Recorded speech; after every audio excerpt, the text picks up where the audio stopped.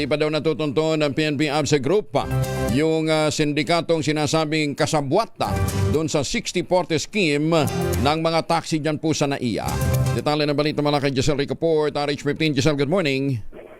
Good morning, Kuyang Angel. Hindi pa nakikita ng PNP Aviation Security Group na may sindikato sa likod ng umano'y sa buwatang 60-40 scheme sa Ninoy Aquino International Airport.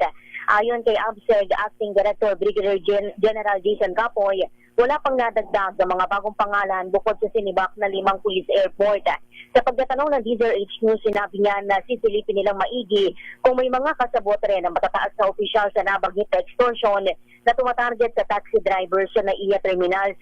Tiniyak ni Capoy na mahigpit silang nakikipag-ugnayan sa Office for Transportation Security para sa pagsisiyasak sa mga korap na airport personnel. Nag-ugat ang investigasyon sa umanay extortion sa NAIA sa revelasyon ng taxi driver na si Felix na naningil ng 1,200 piso sa kanyang pasahero sa maikli lamang na biyahe sa pagitan ng Terminal 3 at 2 ng Paliparan.